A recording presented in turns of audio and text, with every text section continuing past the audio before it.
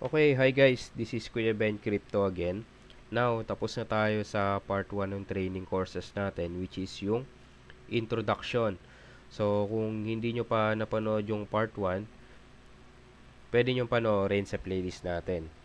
So, dito, pinag-aralan natin yung basic idea ng trading, investing, market trends, and market cycle, yung fundamentals analysis, tsaka yung technical analysis.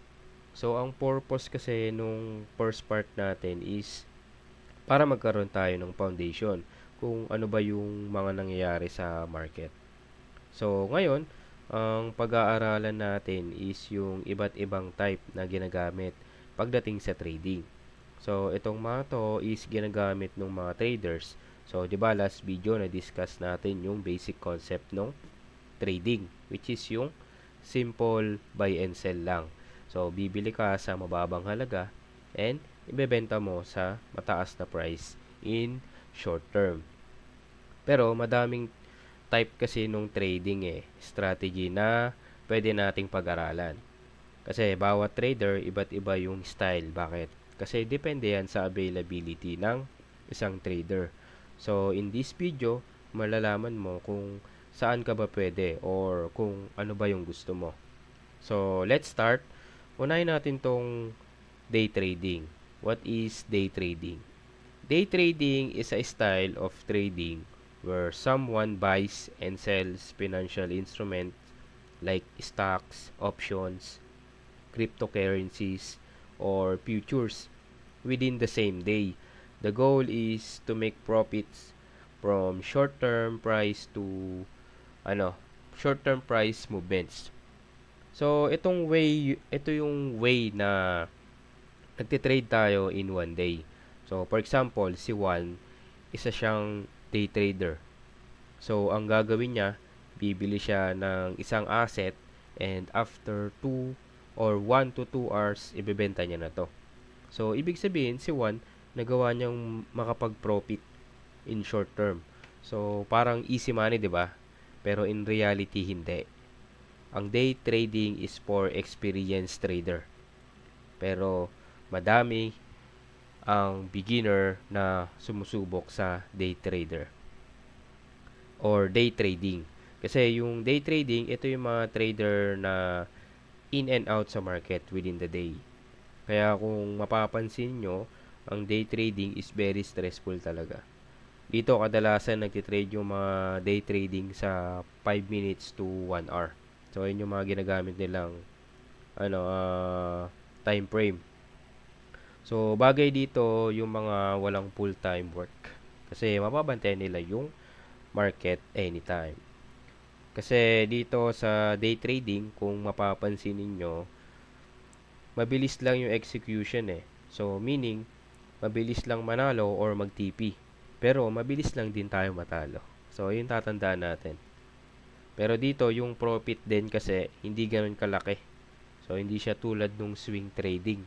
So, sa swing trading naman, so, what is swing trading? So, swing trading is a trading strategy that aims to capture gains from short to medium term price moves. Typically holds position for several days to a few weeks. So, meaning, ang idea niya is to capture the swing. So, dito, tumatagal yung trading ng 1 day to 1 week or 2 weeks, ganun. Meaning, kung kunyari, isa akong swing trader, and nag-enter ako ngayon sa market.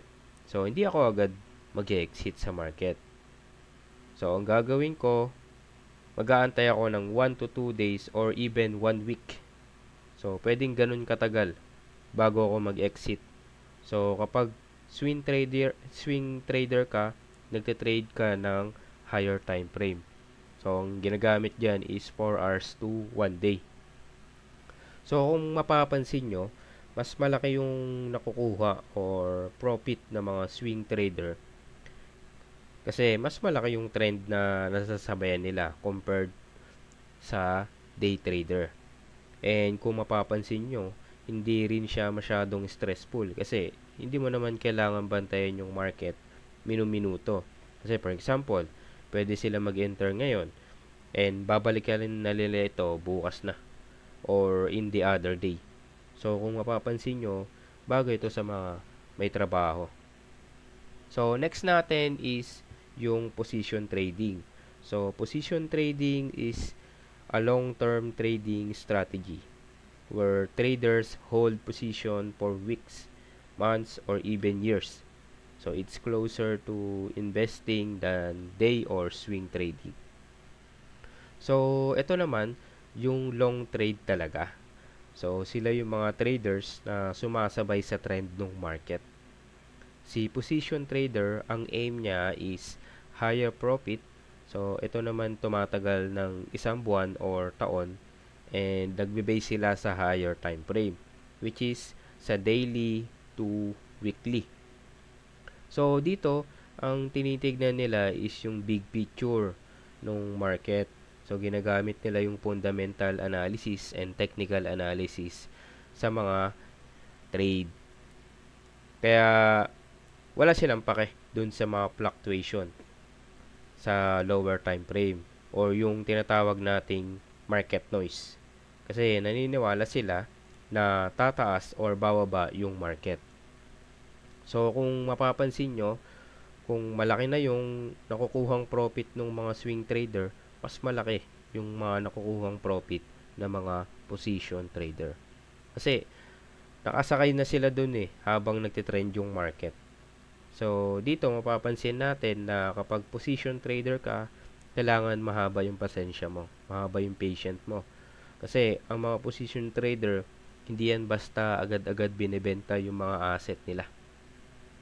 Kahit nakikita na nilang tumataas yung value nito, ang aim nila is in higher price pa.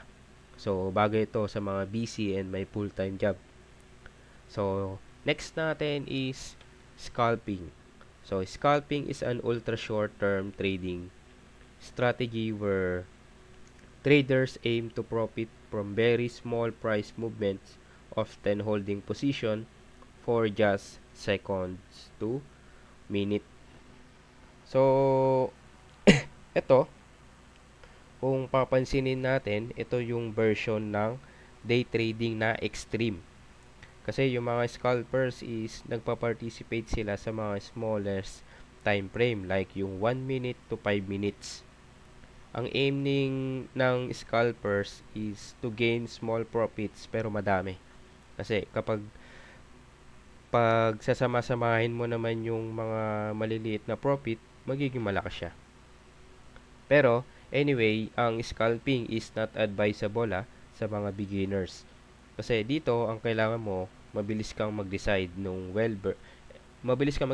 and well-versed ka sa technical analysis. Pero ngayon, madami na din kasi yung nagtitrade na mga beginners sa scalping. Kasi ang mindset nila, yayaman kagad sila. pero kasi dito sila nagkakamali Kasi ang trading is hindi siya madali. So, it takes time bago ka maging profitable trader. So, sa panahon kasi ngayon, lalo na sa crypto, pwede naman talaga maging scalper yung mga beginner. Lalo na yung mga nakukuha nila experience. So, kapag nakuha nyo yung experience na yun, so, kung lagi kayong sunog, aaralin nyo yun kung bakit. Kaya lang kasi, ayun nga, sa pagiging scalpers, you have to pay a higher price. So, gaya nga ng sabi ko kanina, kailangan well-versed ka sa technical analysis. Pero kung hindi ka naman well-versed, so congrats sa'yo. You're a professional gamblers. So, hindi ka nagtitrade. Nagsusugal ka kapag wala kang technical analysis. So, tandaan nyo na, mahalaga yung technical analysis. So, itong apat na to ng trading, so ito yung type nung trading. So, merong kanya-kanyang pros and cons sa mga taong bagay sa day trading ba, and meron ding syempre sa swing trading. So, masasabi ba natin na kung saan tayo bagay? Yes, masasabi mo kung saan ka bagay. Masasabi mo yan sa sarili mo kung saan ka bagay.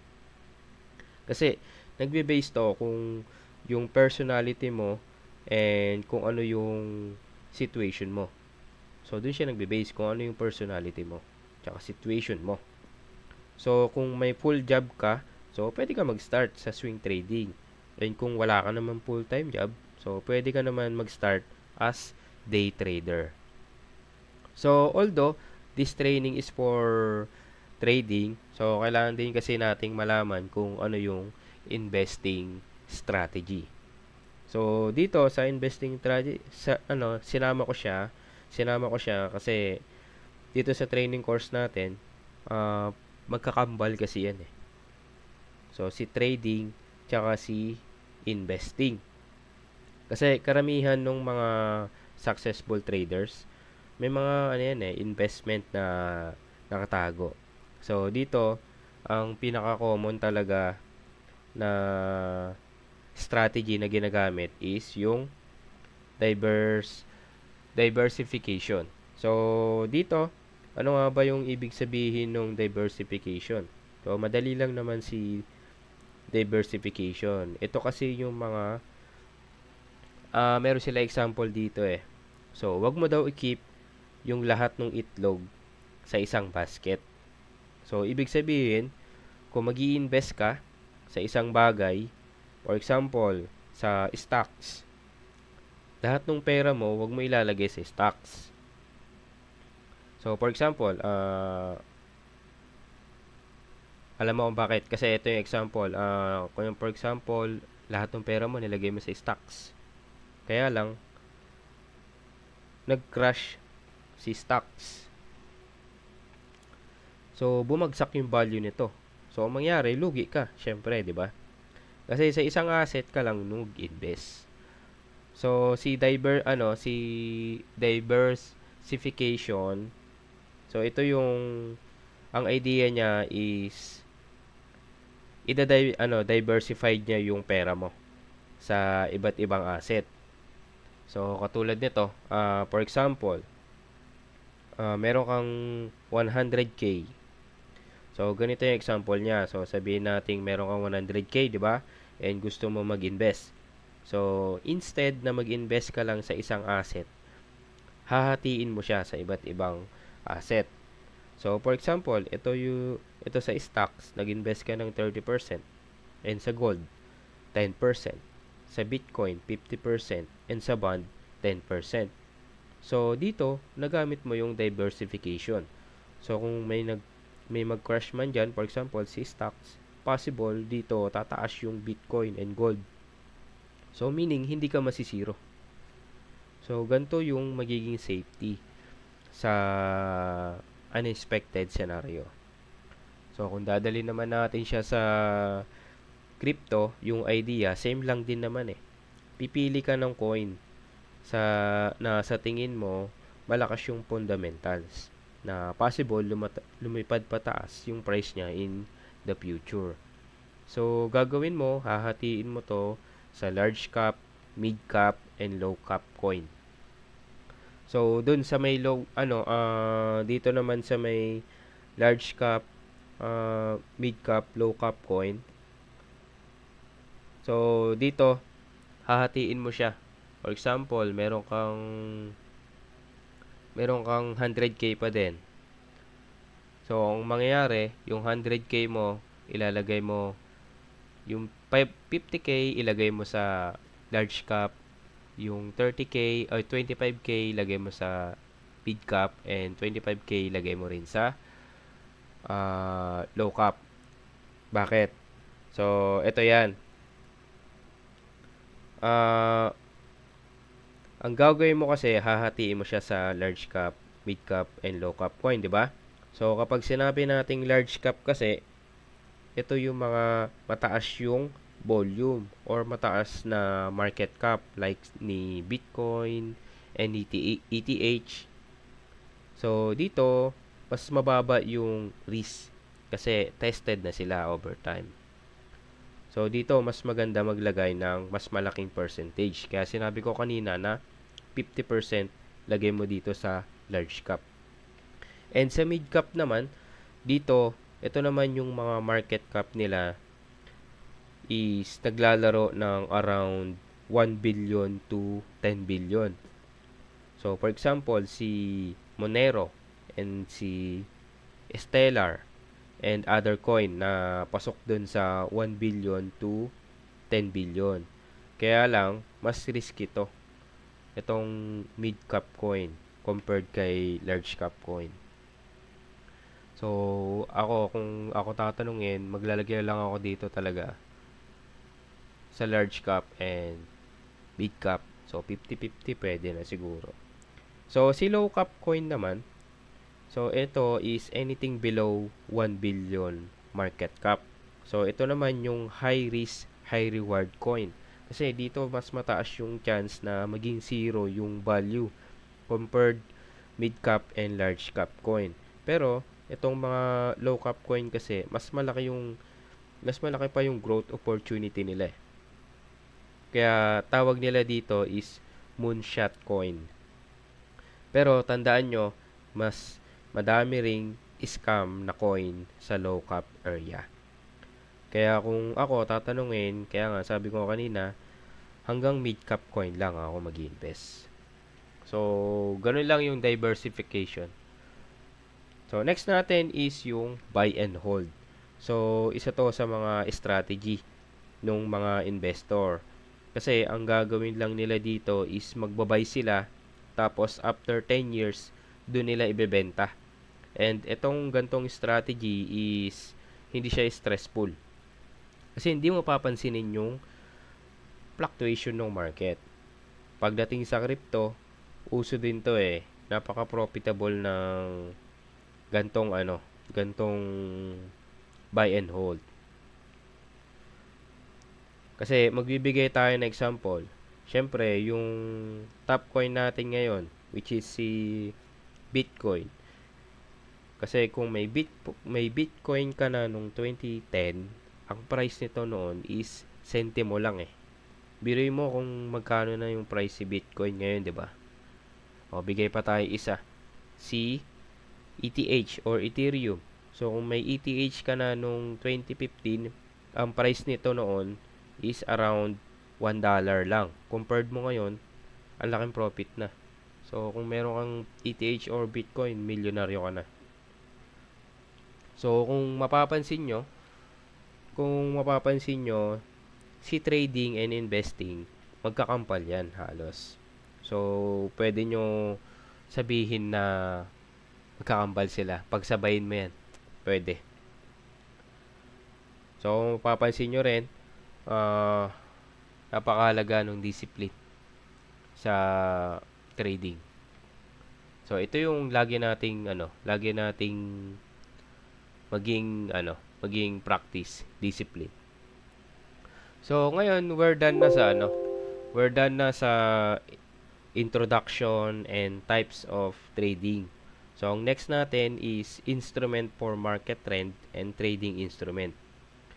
So, ayun lang muna ngayon. So, sana may natutunan kayo sa part 1 and part 2 natin.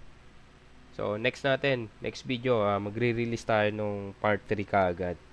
So, see you next part natin mga boss. So, thank you. Peace out.